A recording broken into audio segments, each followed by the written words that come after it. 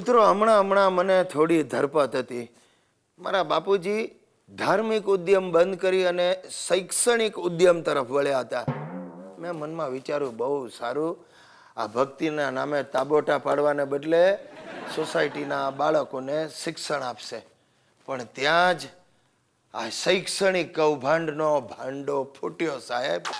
બાપુજીએ જેટલા બાળકોને શિક્ષણ આપ્યું હતું એ બધા નાપાસ થયા. ગિરીશિયા સવિતાબેન ની સાધના પાસ થઈ ગઈ, મારી મહેનત ફળી. અરે ધૂળ ફળી. આ સવિતાબેન ની સાધના આટલા વર્ષોથી ફર્સ્ટ ક્લાસ પાસ થતી હતી, આ તમારે કારણે માંડ 38% પાસ થઈ. પણ હું તો એને ભણાવતો હતો. તમે ભણાવતા હતા, તમે પોતે છઠ્ઠી ચોપડી ફેલ છો અને 10મી ના વિદ્યાર્થીઓને ભણાવો તો આ જ પરિણામ આવે ને. બંધ કરો બાપુજી, આ ભણાવવાનું બંધ કરો. જો ગિરીશિયા, આપણે હંમેશા છે ને ગોલ ઊંચો રાખવો, પરિણામ તો ઉપરવાળાના હાથમાં છે. અરે પણ તમારા ગોલને કારણે લોકો મને ધોલ ચોપડી દેવાના છે. આજે આખી સોસાયટી આપણા ઘરે ઘેરો ગાલવાની છે અને નક્કી કર્યું છે કે જ્યાં સુધી તમે છોકરાઓને ભણાવવાનું બંધ નહીં કરો અહીંયાથી જશે નહીં. મારી શૈક્ષણિક સેવાનો આ બદલો? શૈક્ષણિક સેવા નહીં, અને શૈક્ષણિક બળાત્કાર કહેવાય. તમે એવું ભણાવો છો કે છોકરાઓને જેટલું આવડતું હોય ને એ પણ બધું ભૂલી જાય. બાપુજી તમને હાથ જોડું છું, આ બાહ્ય પ્રવૃત્તિઓ બંધ કરો અને કોઈ ગૃહ ઉદ્યોગ શરૂ કરો. જરા પણ નહીં. હું મારા સત્કાર્યો હંમેશા ચાલુ જ રાખીશ. અરે સેના સત્કાર્યો? રસ્તામાં બળદ જતો હોય તો એનું પૂંછડું આંબળીને એના ભડકાવો, એવા છે તમારા સત્કાર્યો. ચૂપ રે બળદ. એ ગિરીશ કુમાર, તમારા બાપુજીને બહાર મોકલો. સાંભળ્યું? હા સાંભળ્યું. કે છે કે બાપુજીને બહાર મોકલો. હું આમ બહાર જાઉં છું, તું આમ બહાર જા. દોસ્તો, આજકાલ લગ્નોમાં કોમેડી બહુ થાય છે. સંગીત સંધ્યા, ગરબા, મહેંદી, આવું બધું જાત જાતનું થતું હોય છે. હમણાં થોડા દિવસ પહેલાં મારા સાસરીમાં કંઈક લગ્ન હતા, તે મારે જવાનું થયું. મારા એક દૂરના શાળાના લગ્ન હતા. નામ એનું ભીખો. હવે કંકોત્રીમાં ભીખો લખીએ તો કેવું ખરાબ લાગે, એટલે એ લોકોએ લખ્યું કે ભીખેશ કુમારના શુભ લગ્ન નિર્ધાર્યા છે.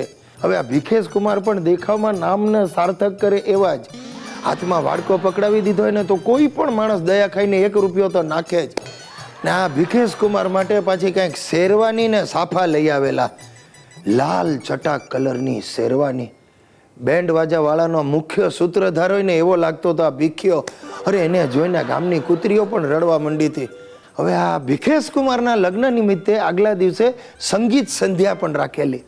કોઠી જેવા અમારા સાસુ, એટલે કે આ ભીખેશના મમ્મી, એમણે તો 2 મહિનાથી કંઈક નૃત્યની પ્રેક્ટિસ કરી હતી. અને જે દિવસે કાર્યક્રમ હતો એ દિવસે પાર્લરમાં જઈને સુગરીના માળા જેવો કંઈક અંબોડો લીધેલો. અને કોઈકે સલાહ આપી હતી, એ ગાયન એમણે નક્કી કર્યું, સ્ટેજ પર આવીને ચાલુ કર્યું, ડાર્લિંગ આંખો સે આંખે ચાર કરને દો, ડાર્લિંગ દેખો ના મુझको પ્યાર કર. એટલા ઝટકા માર્યા કે છોકરીના ઘરવાળા તો થર થર કાપવા માંડ્યા. એમને થયું અમારી દીકરીની સાસુ આવી છે, અમને પહેલેથી ખબર હોત તો આ લગ્નનું જ ન ગોઠવત. પણ હવે શું થાય? અને ત્યાર પછી ભીખેશ કુમાર ફોર્મમાં આવી ગયા અને એણે કંઈક ભાંગડા કર્યું. એવા કૂદકા મારે આખો ચોળનો ફાટી ગયો સાહેબ. સારું થયું અંદર પટાવાળી ચડ્ડી હતી એટલે આબરૂ રહી ગઈ. અને પછી વર વહુનો ડાન્સ શરૂ થયો. ભીખેશ કુમાર અને એની પત્ની સુપ્રિયાએ રાજ કપૂરથી લઈને રણબીર કપૂર સુધીના બધા પ્રેમી યુગલ ગીતો ગાયા. રાતના 2 વાગ્યા સાહેબ. અરે લોકોને ઝોકા આવે ને પાછા જાગી જવાય. પોલીસની ગાડીઓ આવી ગઈ. પણ તમે માનશો, પોલીસ પણ આ પરિવારને પકડતા ડરતી હતી. એટલો બિહામણો પરિવાર હતો. હજી પણ મને એ સંગીત સંધ્યા યાદ આવે છે ને, આખા શરીરે ધ્રુજારી છૂટી જાય છે, મારા ખભા હલવા માંડે.